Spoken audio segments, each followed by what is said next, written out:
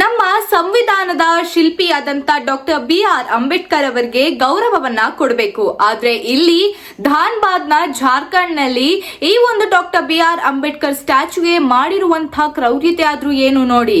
ಇಲ್ಲಿ ಅಂಬೇಡ್ಕರ್ ಅವರ ಸ್ಟ್ಯಾಚ್ಯೂ ಮೇಲೆ ಕೊಳಕಾದ ಬಟ್ಟೆಯನ್ನ ಹಾಕಿ ಜೊತೆಗೆ ಅವರ ಕನ್ನಡಕನ್ನ ಒಡೆದಾಕಿದ್ದಾರೆ. ಏನಕ್ಕೆ ಅಂತ ಅಂದ್ರೆ ಇವರು ಕ್ಯಾಸ್ಟಿಸಮ್ ಅನ್ನ ತಡೆಗಟ್ಟಲು ಹೋಗಿ ಇಲ್ಲಿ ಕೆಳಜಾತಿ ಅವರಿಗೆ ತುಂಬಾನೇ ಪ್ರಾಮಿನೆನ್ಸ್ ಕೊಟ್ಟಿದ್ದಾರೆ ಅಂತ.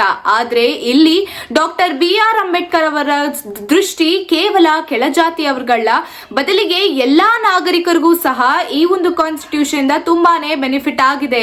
ಇಲ್ಲಿ ಬರೀ ಕೆಳಜಾತಿ ಎಲ್ಲ ಮಹಿಳೆಯರಿಗೆ ಸಮಾನತೆಯನ್ನ ನೀಡಿದ್ದಾರೆ.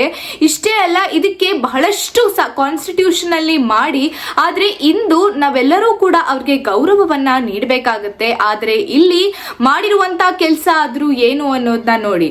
ಇಲ್ಲಿ ಕ್ಯಾಸ್ಟಿಸಮ್ ಮಾಡ್ತಾ ಇರೋದು ಅಥವಾ ಈ ಒಂದು ಬದಲಾವಣೆ ಅಥವಾ ಇನ್ಇಕ್ವಾಲಿಟಿಯನ್ನ ಮಾಡ್ತಾ ಇರೋದು ಡಾಕ್ಟರ್ BR ಅಂಬೇಡ್ಕರ್ ಅವರಲ್ಲ, ಬದಲಿಗೆ ಈ ಒಂದು ಸ್ಟ್ಯಾಚ್ಯೂವನ್ನ ಈ ಸ್ಥಿತಿಗೆ ತಂದಿರುವಂತಹ ಆ ದುಷ್ಟಗಳು ಈ ಒಂದು ಕ್ಯಾಸ್ಟಿಸಮ್ ಪರವಾಗಿ ಮಾಡ್ತಾ ಇದ್ದಾರೆ.